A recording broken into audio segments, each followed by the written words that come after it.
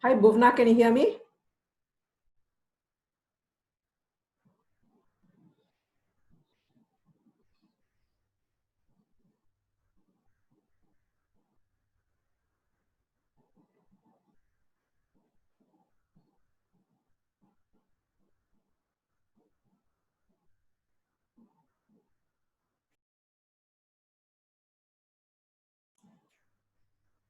Be aware because I understand that everyone here belongs to corporate organizations and they are the focus of this statute, this law that was passed in 2013, the Sexual Harassment of Women at Workplace Prevention, Prohibition and Redressal Act of 2013. Yeah. So I'm sure most of you would your companies or your organizations would be in compliance with this law. Okay. Now, I want to start from the very beginning, and that is the reason I'm sharing this with you. Okay. Now, Section 2N of this Act defines sexual harassment very specifically to include any one or more, okay, of the following unwelcome acts of behavior, whether directly or by implication. Okay, the first being physical contact and advances, the second, a demand or request for sexual favors, the third, making sexually colored remarks, the fourth, showing pornography, and the fifth, any other unwelcome physical, verbal, non-verbal conduct of a sexual nature. Okay, so certain things become very clear to all of us when we look at this definition, okay? Because almost all of our HR policies have to derive from this definition. I'm sorry, can you go on? Yeah, is that clear now? Sorry, there was a bit of an echo. Right, all right. So as I was saying, all of our HR policies, our code of conducts, okay, they derive from this definition. Okay. Now, if you see, okay, there doesn't need to be several acts. It could be just one unwelcome act, and that is very necessary. Okay, when we look at establishing if indeed somebody has committed sexual harassment. Okay, another very important point I'd like to make is that it is only women under this law that can complain. Okay, however, the perpetrator, okay, the person who is supposed to have offended or to have committed sexual harassment can be of any sex or any gender. Okay, the act is silent on that, and that is purposeful. Okay, that is on purpose. Okay, so this is very, very important. Okay, now how we deal with this, okay, in most companies with respect to our clients is that we advise them, okay, that they should capture, okay, complaints from men and from those of other genders, okay, as per their HR policy.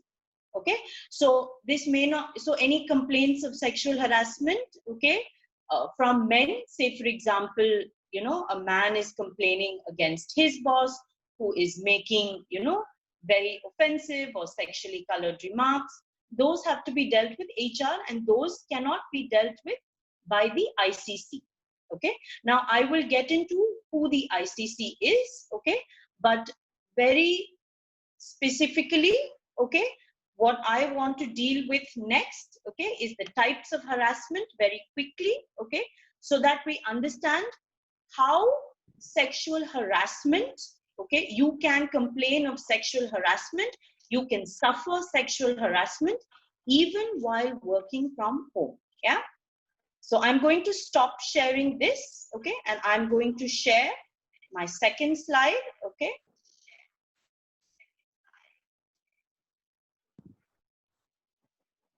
just give me one moment, please. I'm going to share this with you.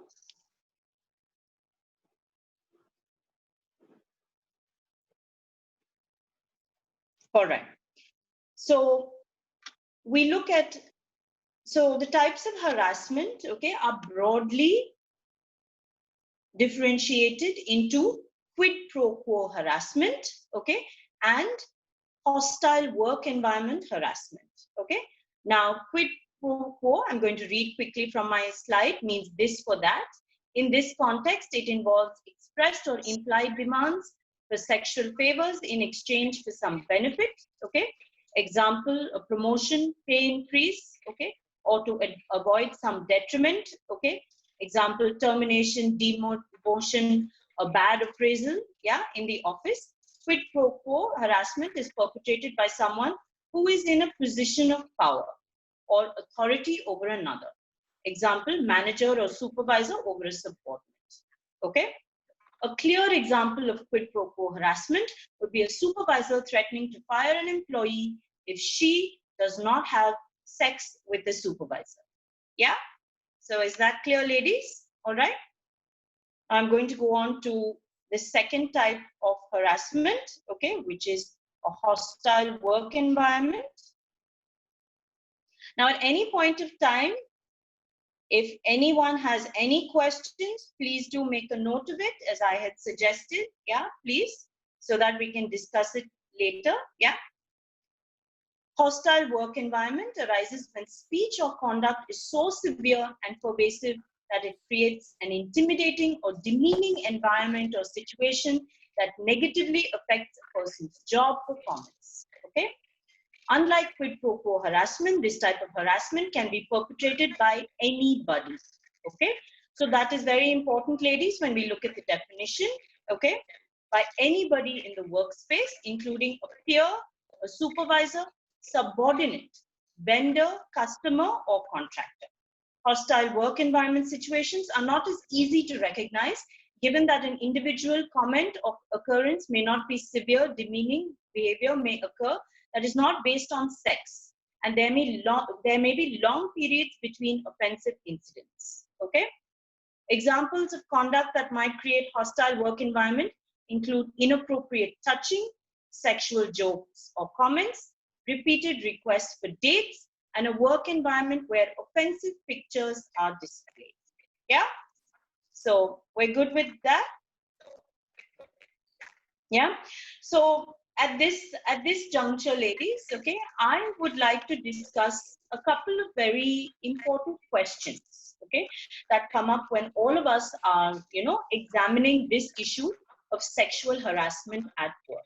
Okay, now one question that, you know, we as lawyers and as the external members or the experts that organizations consult on this subject is sexual harassment only illegal or wrong at work? Yeah. And I think the answer to this is very clear, and everybody knows, okay, that this is not the case.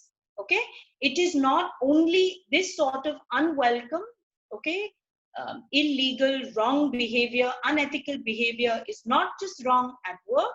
It is recognized by this statute, okay, or this statute pertains only to the workplace or offices or organizations or schools, colleges, hospitals, okay? So if you want to seek help or redressal, okay, under this law, then, okay, this is the law for you if you are a working person, right?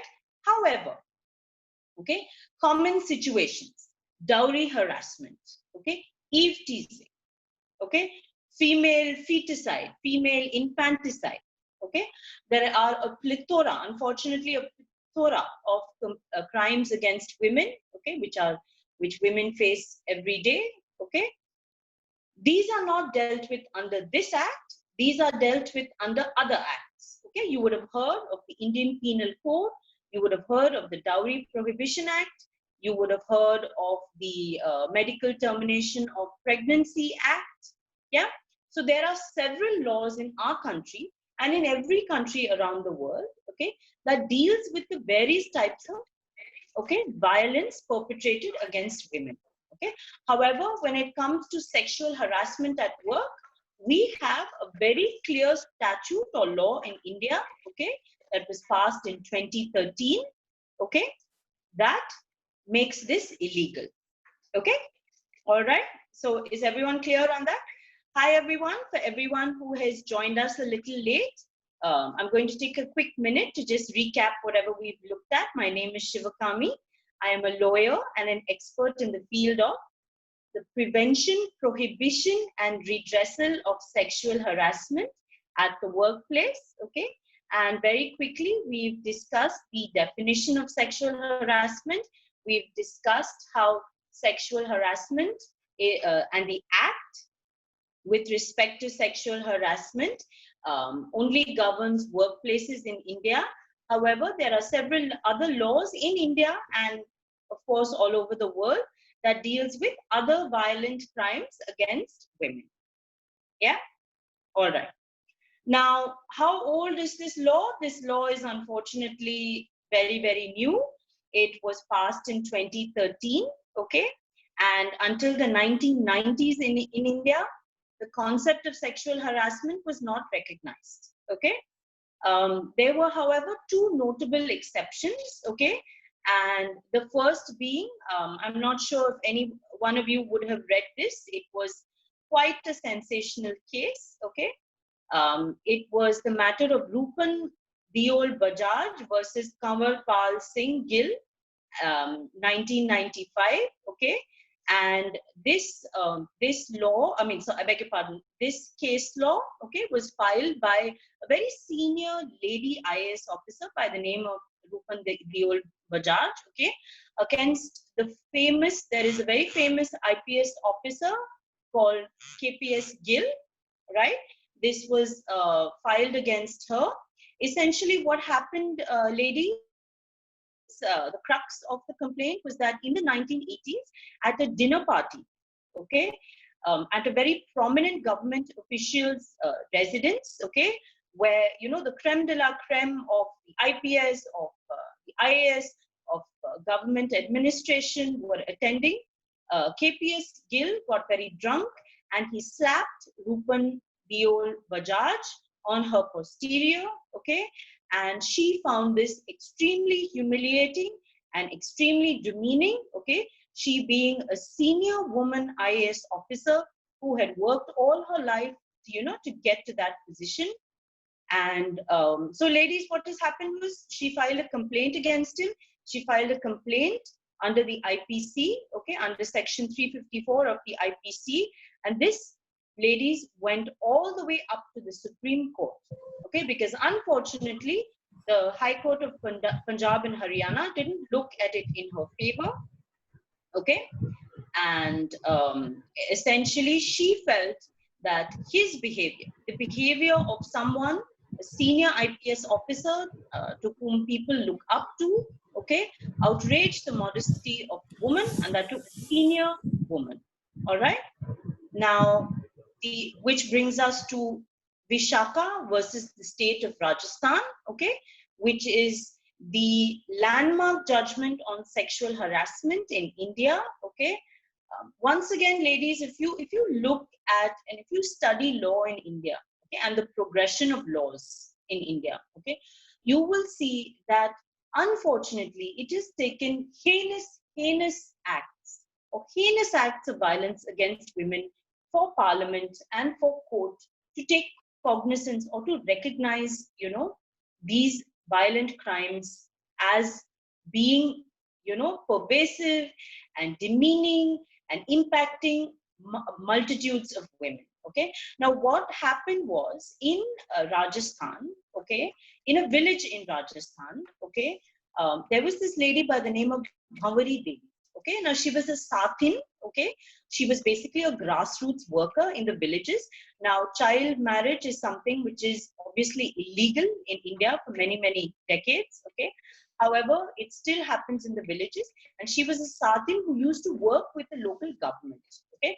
Now, what has happened was she tried to prevent the child marriage in a so-called high caste or Thakir community. And what they did was very unfortunate, ladies, as repercussion or to punish her for doing this. What the Thakurs did was that they raped her, they violated her, they bashed up her husband, okay? They took away his source of work. Now, he was a daily wage laborer. Even when it came to filing the complaint and, you know, recording the evidence, okay, poor Bhavani Devi and her husband had to walk in the night, miles and miles, barefoot to the police station and the hospital in the next village, because this village, okay, was under the thumb of the Thakurs, okay. Now, Vishaka is basically the name of the NGO that helped her and took this up. But look at this, ladies, okay. It took a rape, okay. It took a violent, heinous crime, okay, perpetrated by higher caste, richer men, okay, against a lower caste woman, okay, for this sexual harassment at workplace to be reckoned, to be recognized. Yeah. So what happened, ladies, was that Vishaka, the NGO, took this all the way up with the help of some other NGOs to the apex court, our Supreme Court of India. And it was the Supreme Court in 1997 that defined the term sexual harassment for the very first time and set out, what exactly constituted sexual harassment, where sexual harassment could occur, define the employee, and that sort of thing. Yeah. All right. So, ladies, now that we've looked into, brief history of, how this law came to be, okay, I am going to get to working from home and how sexual harassment can in fact occur in a work from home scenario. Yeah. Give me one moment. I'm going to share my next slide.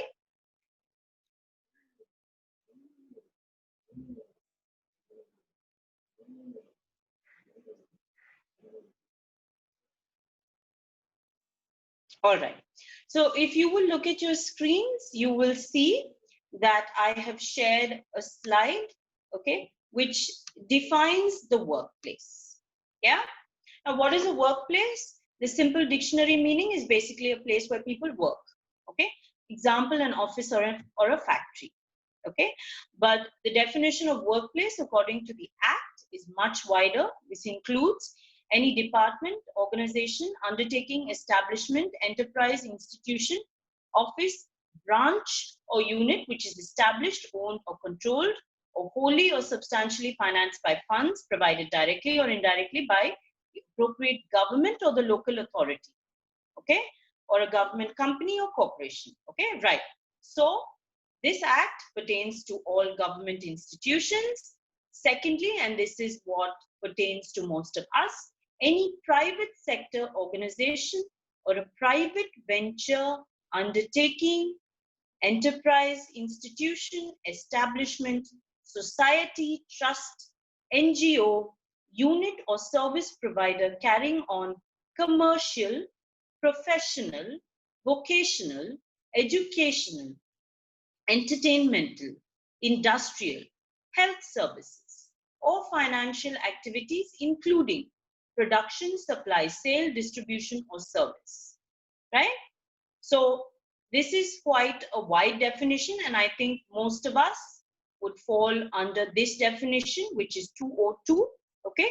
Third, we have hospitals, sport, any sports institution, right? Fifth, any place visited by the employee arising out of or during the course of employment, including transportation by the employer for undertaking such journey. 6 is a dwelling place or a house, right? So I'm going to bring your attention back to section 205, right? Any place visited by the employee arising out of or during the course of employment, including transportation by the employer for undertaking such journey, right? So ladies, this definition clearly envisages what all of us are doing right now, which is working from home. Okay? So essentially, when your employer requests you not to come to office, the workplace, right? Whatever it may be. It could be a hospital, it could be an MNC, it could be a college, right? When this happens, okay, when this happens, your home becomes a workplace, right? Okay. Now, what else could include a workplace? Okay, as you can see very clearly in the definition, okay, transportation by the employer for undertaking such journey, right? So a lot of complaints that we get at our end, okay, essentially include, touching in the cab, in the bus, right, which is company provided. Okay, we've also got complaints where the girls have said this employer has followed us from the office to home, right? So this has and will come under the purview of the ICC or the Internal Complaints Committee of that particular company, okay? And we have taken action against the employees who have committed these mistakes or crimes, right? Okay. Another point I would like to make is that a lot of us these days work from offsite. Okay, a lot of us are deputed to other, other locations. Okay, this is something which is very common in BPOs. I've noticed we have our base in say Chennai or Bangalore, and they are sent abroad. If anybody misbehaves against them there, they do have the right to come and complain to us. Yeah. Another point that I would like to make, okay, is that we also receive a lot of complaints about, their colleagues misbehaving with them at hotels or restaurants or, at places, movie theater, whatever it may be, where people are taken, for award ceremonies or, to entertain a client, okay? Now, misdemeanors or mistakes or crimes committed by employees against women at these locations, okay, we can also seek help from our company. Yeah. So I hope that is clear, ladies. Yeah. All right. So I hope all of you have got a sense of how and why, okay, we can redress the ICC of the company, which is what I'm going to deal with next, okay, can take cognizance, okay, can accept such complaints and can act and investigate and look into them and punish the person who has committed these misdemeanors. Yeah. All right. Okay. So what I'm going to do is that I am going to share my next slide.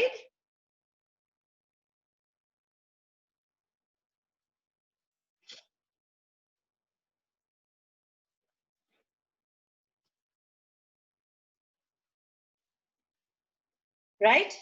Okay. So ladies, as everyone may be aware, okay, as per the law in India, okay, every organization must have an ICC, okay, or an IC, right? This stands for Internal Committee or an Internal Complaints Committee. Yeah. And essentially it is comprised of, or it has to be, populated by women who are senior leaders in the company, okay, one gentleman who is also a member of senior management, okay, and an external member. Okay, now that is where I come in, ladies. Okay, now the reason, very practically speaking, the reason why the act has this requirement, okay. All right, I've just looked at the time. It's 4:37. I'll wrap up by 4:40 if that's all right, Banu, and then we can open the floor and ask questions. Yeah, if that's okay. Right. Yeah, that should So, be fine. It looks like we have got an extension for the Zoom session, which was 40 all right. minutes earlier. So All you right. can, yeah, Wonderful. go Wonderful. ahead. I'm very keen to hear what our members and our colleagues have to say. Yeah. So as I was saying, right, the reason why very practically we have an external member on every ICC or every IC is because there must be someone, okay, who can show objectivity or impartiality to both parties. Okay.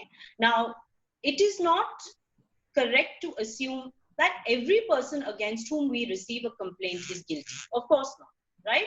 And that is the reason why courts recently, okay, have gone into and further elucidated, okay, on who the external members should be, okay. Courts have gone in to explain, okay, that the external member should be preferably a lawyer, okay, not a lawyer with the company, but an outside lawyer, okay, and someone with experience in women's rights matters, someone with experience in matters of sexual harassment at the workplace, okay. This is so that, okay, there will also be a clear-cut manner or procedure in which the investigation is carried out, right? I'm sure all of you would have heard of this term, um, principles of natural justice. Yeah, this essentially means that we have to give both parties a right to be heard, right? And from a company's perspective, we also have to ensure that all our paperwork is in order, right? Because in several instances, if we do find that, you know, the perpetrator or the person against whom the complaint has been made is guilty, then naturally we have to ask him to leave, okay? In very, very serious cases where there are multiple women who have complained, where there is very clear-cut evidence, you know, the company has enough to say immediate termination, right? With no relieving letter, etc., etc. So in these sort of cases, the person who has been asked to leave does have the opportunity to seek the help of courts outside. So that is not wrong, that is their right, okay? However, the company must ensure that their paperwork is in place to protect themselves, yeah? Now, that is something which I hope everyone has taken cognizance of, yeah? And coming to working from home, okay? Now that we've discussed that, yes, the home does indeed constitute the workplace, okay? Let's talk about quickly the nature of complaints received when working from home, okay? Now, you will be surprised, ladies, in the past few months, I have been working from home and I have been busy. My colleagues and I have been busy, okay, because of the nature of the beast, okay. We, you know, something that everybody has been talking about with the onset of this COVID-19 is the fact that, you know, all of us have to adapt the way we work, adapt our lifestyles, everything, right? Well, it seems that these perpetrators have also adapted the way in which they, you know, misbehave, okay. So one lady came up to us saying, this colleague of mine, okay, he has been commenting, telling me my lipstick is too bright, okay. He has been telling me it is distracting, okay. He has been telling me that, you know, he has been watching me, okay. If I log in at 9:30 a.m. in the morning, okay, for the team call and then log in again at 11:30 a.m., he has made remarks like, you know, oh, it's been 2 hours, but your lipstick is still nice and shiny. Yeah. Now, naturally, okay, we cannot have someone commenting on the physical appearance of their colleagues. It's offensive, okay, it is off-putting, it does make them uncomfortable, okay, it is sexual harassment, okay. So that's one, okay. Another complaint which we received, and this is something which obviously has happened before as well, before the COVID-19 pandemic and lockdown was imposed, was that women have been, you know, have been getting very inappropriate calls from their colleagues, Okay. Now we understand, certainly to connect regarding work doubts, you have to pick up the phone, you have to WhatsApp. Okay. But if your shift timing is very clearly 9 to 6 p.m., okay, your colleague has absolutely no business, okay, to call you at midnight, right? And then discuss some rubbish, okay? Oh, I am lonely, my wife has left me, I have nobody to cook or clean for me, okay? This sort of thing does create or contribute to the creation of a hostile work environment. This is sexual harassment, okay? And another complaint that we've received, and once again this happened even before, okay, was the circulation of inappropriate offensive jokes.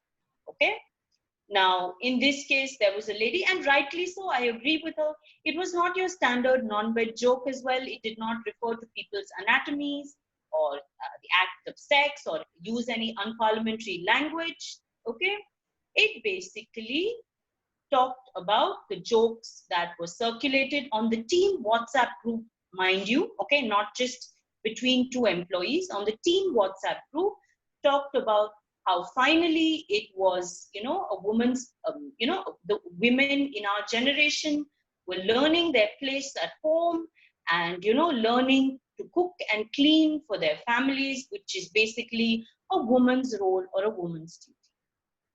Okay, so this is also something that we looked into. Yeah.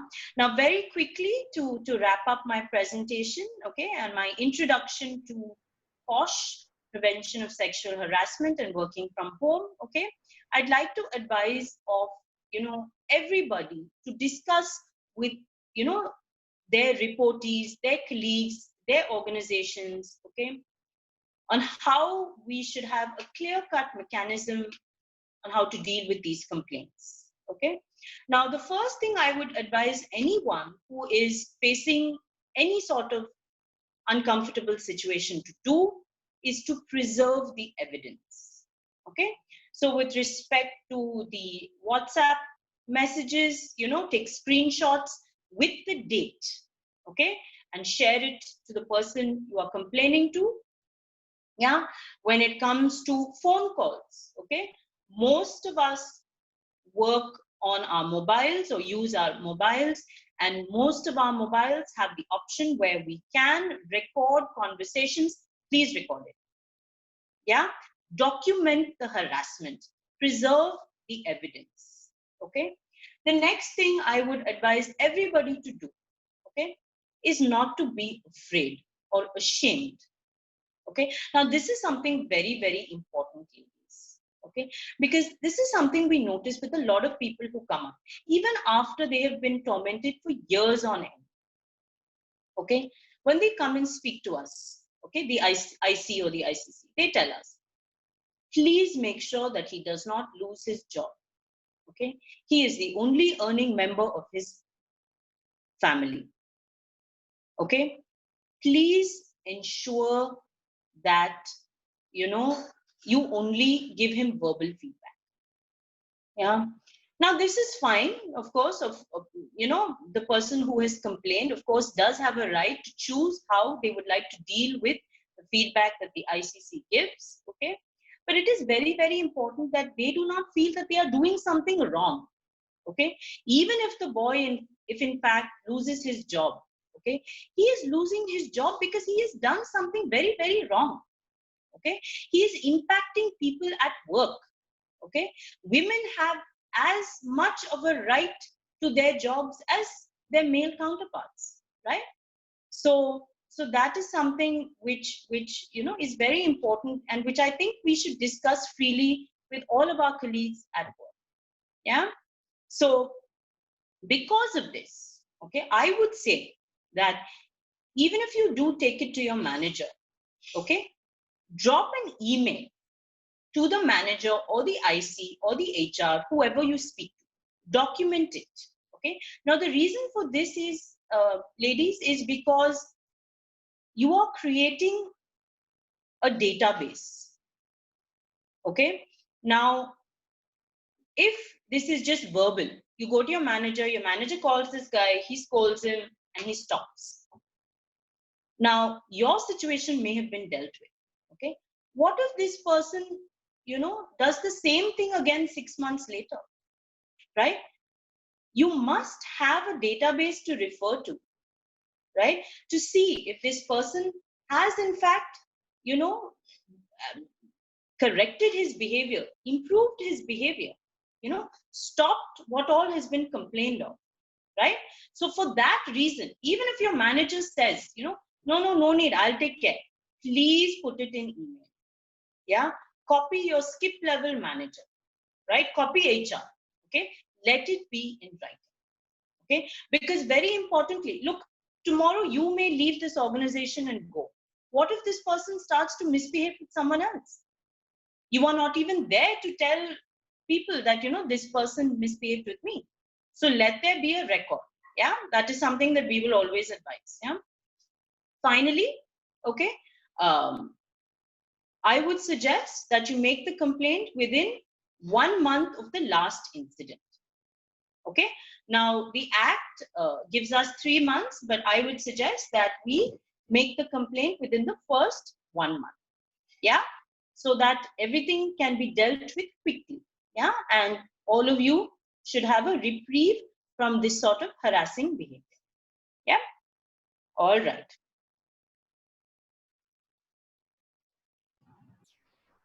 Okay. So thank you for your time. Okay. And now I'm going to open the floor up with some questions, please.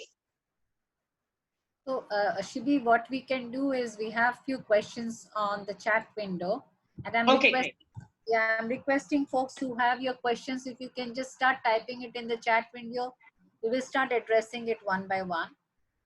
So we have the question from Vasuki. I think you addressed it when she says, when working from home, what acts are considered as sexual harassment? You spoke about the lipstick example, or calling after the operating window and discussing about personal issues. So Vasuki, is that clear, or would you like to hear more examples? Hi, Vasuki. So we're good. Yeah, just to quickly go over. Okay. We've got people who are receiving inappropriate messages, inappropriate calls. Yeah. People, even on Zoom, okay, they are getting comments on their attire and their, physical appearance. Yeah. That sort of thing. Yeah, I got it. Yeah. All right. Great. Thank you. Okay. Next. The next question was from Shanbagapriya. Yeah. She wanted to know about the Me Too movement. See, Me Too movement is a global movement. It was actually started by sexual harassment survivor and activist Tarana Burke. In 2006, it was founded by this activist and began using the phrases called Me Too. What it means is, even I was harassed, and people started flagging issues which happened with them even several years back. I've seen some cases where people spoke about childhood abuse as well. So this was primarily done to raise awareness of the pervasiveness of this sexual abuse and assault in the society. It kind of took a large momentum, and it moved into a very broad issue across the world, especially in the entertainment media industry, Hollywood and then Bollywood, and then it spread across various industries. So it basically talks about it's a movement against sexual harassment and sexual assault of all women and all genders. It's not just about women. It's basically, but it started about that. So that's about Me Too movement. Did you want to add anything else, Shivakami, on Me Too? Thanks very much for that, Banu. You are absolutely on the money. That was absolutely right. Yeah. So Priya, to add to that, I mean, so the Me Too movement is a fairly recent phenomenon, okay, and a social phenomenon. And as Banu explained, it started in the West, in the States, okay. However,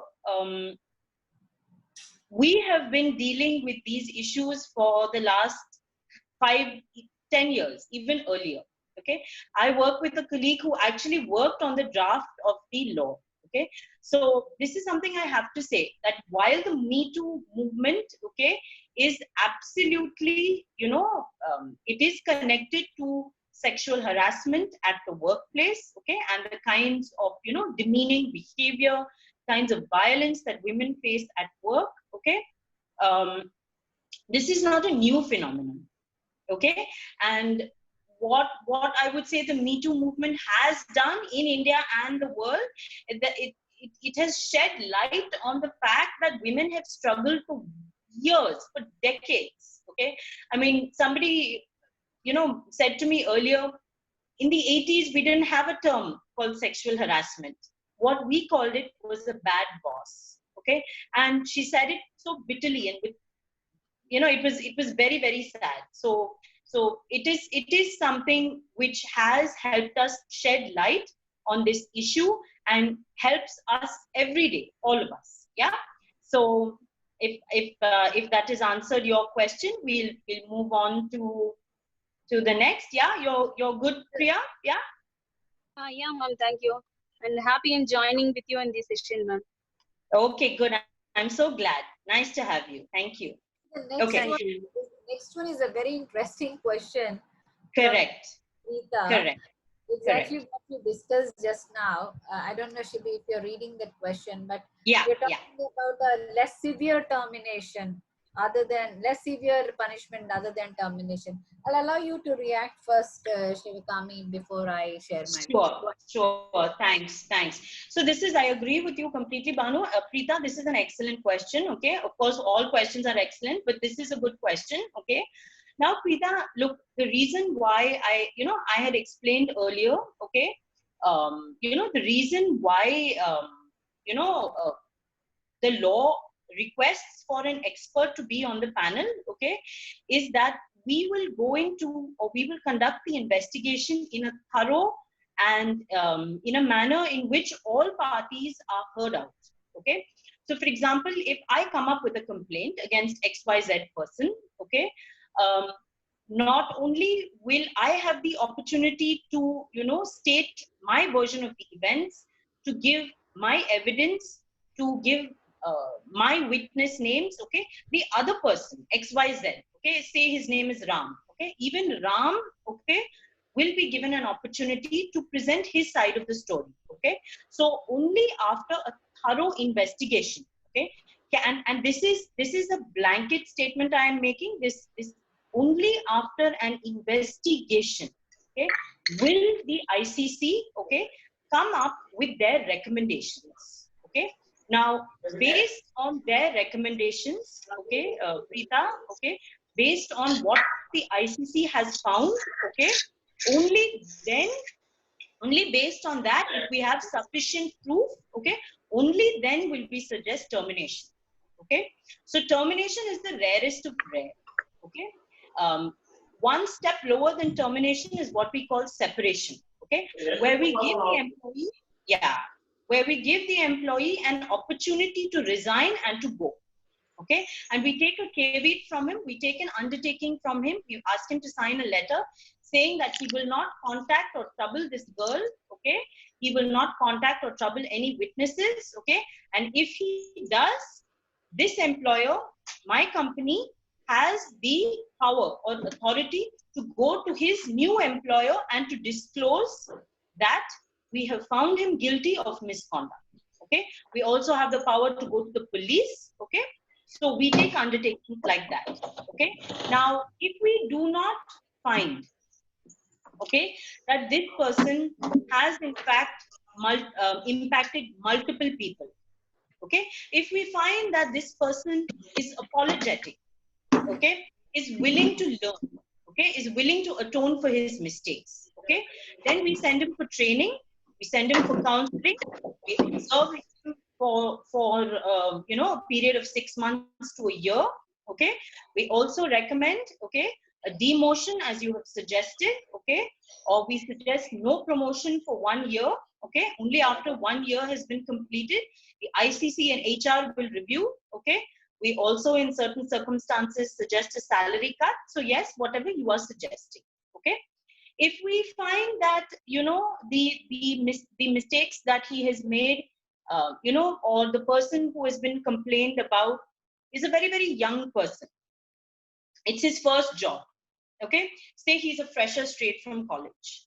Okay, we do make allowances to that on occasion. Okay, because we understand that this is a young person. He may be the first working member from his family. He may come from a village. He may not know how to behave appropriately, right? So in that case, we give written feedback. Yeah, so that it goes into their file, their HR file, and yes, this certainly will impact their appraisal, but that's it. Yeah, so I hope that answers your question. Okay, it isn't necessary that if we find a person guilty of harassment, in every situation we are going to suggest termination. Okay, it depends on the nature of harassment, depends on the number of people that have been impacted. Okay, it depends on whether or not this person has had the opportunity to correct his behavior. Yeah. Okay, Preeta. So Yeah, I thanks, hope that is clear. Yeah, thanks, Yeah? Shivamati. This answered my question. Yeah, thanks a lot. All Thank you, right. Shivamani. Okay. Yeah, this was excellent. That's to summarize. The kind of punishment actually depends on the issue and the scale of the harassment. So termination is not always the outcome. It all depends on case to case. So a proper investigation, evaluation, history, all of that is very important to arrive at the individual judgment there. We move to the next question from Pratibha Singh. Another interesting question where she's talking about workplace harassment, not necessarily sexual harassment, where Absolutely. demanding work against the timelines, and if you ask for more time, being issued a memo, you're on personal leave and you're being asked about work. See, this will not attribute to sexual harassment, but Shivakami, over to you, and let's discuss this separately. Yeah, over to you. We will Yeah, summarize. thanks. Yeah. So I agree with Banu, absolutely. Pratibha, another good question. Okay. So the first part of your question, okay, is pressurizing for work within short timeline, okay, and asking for more time, issuing memo, okay. Sorry, is pressurizing for work within short timeline sexual harassment? Then no. Okay.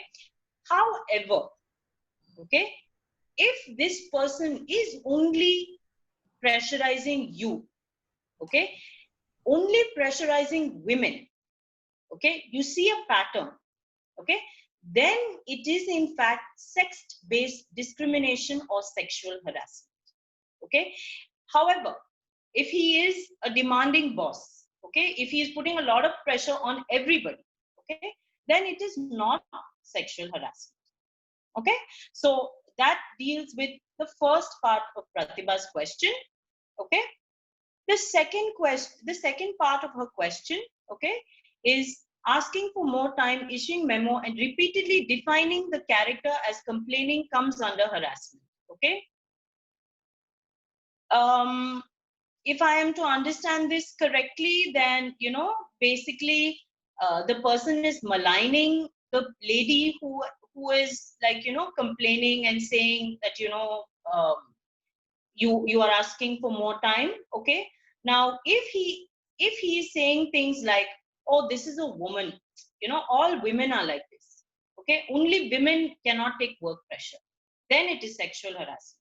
Okay, if he is merely complaining, or creating a bad reputation on the work floor about this person, okay, without alluding to your sex or your gender or the fact that you are a woman, okay, then it is an HR matter.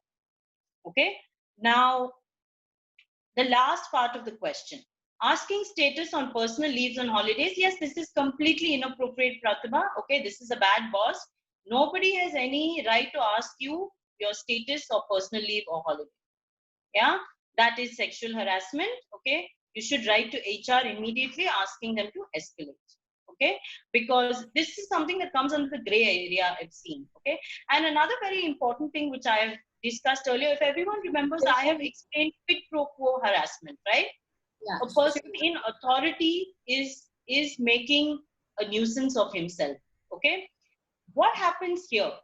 The woman is scared to complain. The woman is scared to get a demotion, to be fired, right? This is sexual harassment of the most insidious and the worst kind. Yeah. So this is something. So I hope that answers your question, Pratibha. Yeah. Shivakami, I just want to add, see the last Please. statement, the asking Yeah. status in personal leave and holidays, it depends. I want to ask you, Pratibha, if the status here is on the work status, which means she was assigned right. a particular task, and there Yeah. his boss is checking what is the status of that assignment, not necessarily Yes. where she's holidaying, what she's doing in the not that. Then it does not No. attribute to becoming a sexual harassment case, right? Correct. Yeah. Absolutely. It is still harassment. It's a workplace harassment. You should still report about it to your HR. To HR. Yeah. Yeah. It won't wear the color of a sexual harassment. If the inquiry that your manager is having about the status of the work assigned to you, not necessarily about where you're holidaying, what are you doing with, who are you, those personal questions, if they are not being investigated or asked for, then it won't have any sexual connotation to it. Okay. Okay. Yeah. Is that clear, Okay. Pratibha? Therefore, it is very Thanks a lot. Thanks a lot, ma'am. no Sure, problem. sure. What So, it is Pratibha, what? Yeah. What So is- sorry to interrupt. I'm just going to say that I'm going to share my contact details with everyone here. Okay.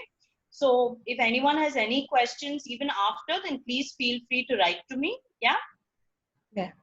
So Thank you, yeah, thank we'll take just 2 more questions and then we can call it a wrap because we have already exceeded 5 p.m. Okay. Sure, sure. But the questions which are there in the chat, we are going to stop now and we'll finish all those questions quickly. Okay. Sure. The next question is by Vasuki again, and she talks about is there a issue sexual harassment faced by men? Yes, there is a policy for all genders. Even Shivakami touched upon it. It could be men, women, and a third party gender as well. So it covers all genders, especially the newer laws that are coming in place. There are changes to that.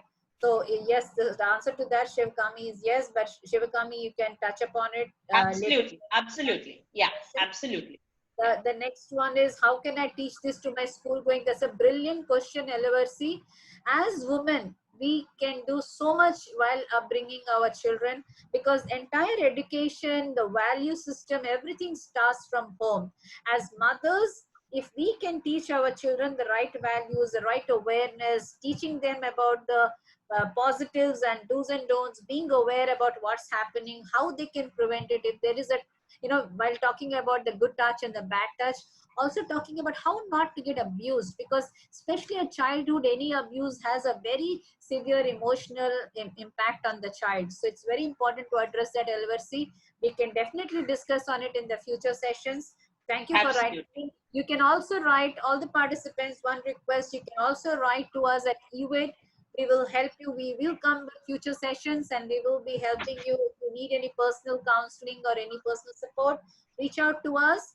We will see how All we right. can. Banu, may I just answer one last question before we wrap up, if that's okay with you? Yeah, sure. Yeah. All right. Okay. So I've received this question from a lady who is asking, and this is a very interesting question, everyone. Is there a possibility to file a complaint against the husband for sexually harassing his own wife? What would be the consequences of filing this complaint? Okay. This is very, very interesting, everyone, because yes, in fact, there are many situations we see, okay, in these large companies, okay, these MNCs, where both the husband and wife are working in the same MNC, okay? Is it possible to file a sexual harassment complaint against your husband? Yes, if he indeed is sexually harassing you, okay? So very practically, once again, we have received these sort of complaints, okay, where unfortunately, the husband is coming to work. They are having some disagreement at home, right? They have filed for divorce. They are separated, okay? The husband is continuously approaching the wife in office, okay, in front of the other colleagues, okay, trying to talk about their personal business, okay. This is absolutely not permissible, okay. Under HR policy, under sexual harassment policy, yes, you should escalate and seek help, okay.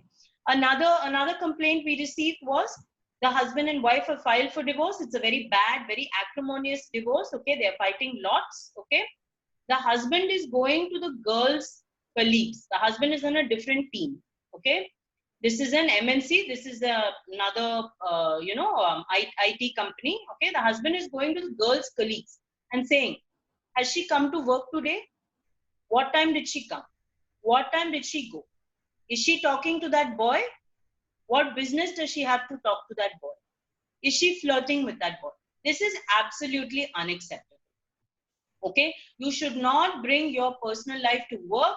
There is a reason why we define it as workplace harassment.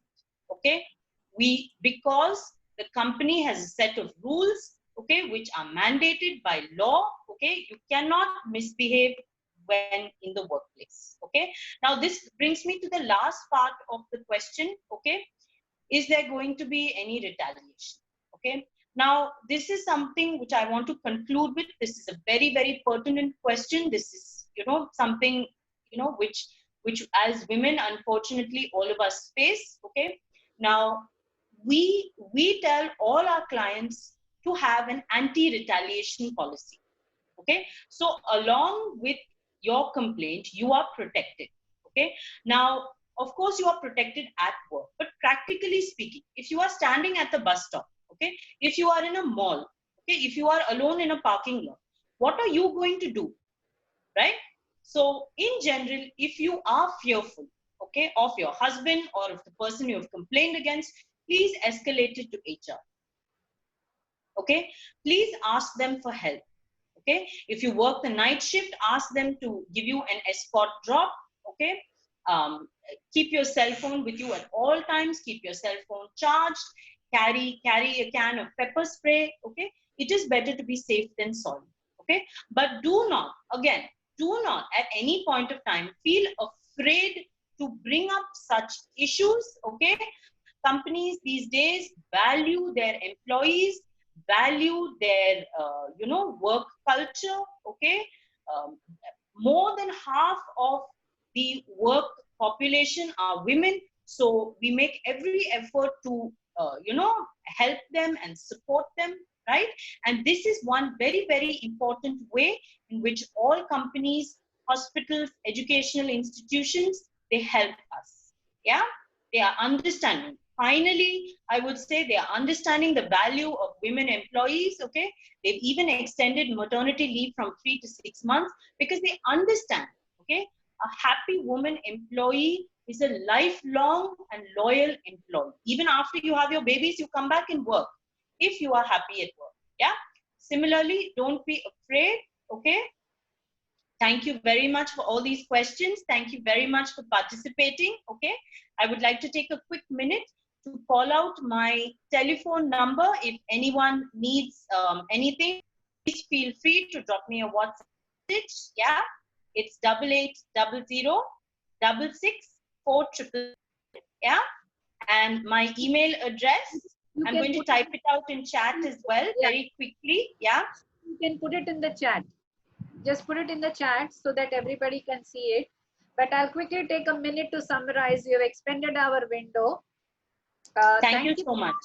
Yeah, thank you so much. And can you repeat your phone number? Yeah, it's on the chat window. Please take it from the chat window. Yeah. So thank you so much, ladies, for joining in today. Shibi, you've been just wonderful, sharing honestly all your views and your experience thus far. A very informative session. We will be hosting a follow-up session on workplace and working from home for new moms. And for mothers who are having children and having to do both work at home as well as work for home. Stay tuned on that one. With that, we call it a wrap. Thank you so much again. Great learning and great audience. Thank you so much for having me, Banu. Thank you so much, Ewit. All the best to everyone. I'm so happy to have this opportunity and to spend time with all of you. Stay safe. I have typed out my email address and my phone number in the chat. Just to repeat, it's 8800-6664-777. I'm available on WhatsApp, and my email address is R for Roger, full stop, SHIBI@gmail.com. Okay. Any questions, please feel free to reach out. Yeah. About this or about anything else that may be troubling you. Yeah. Thank you. Thanks, everyone. Stay safe. Thank you. Bye. Yeah. Bye-bye. Thank you, ma'am. Yeah. Thank you. Thank you. Thank you so much, ma'am. Thank you, ma'am. Thank you.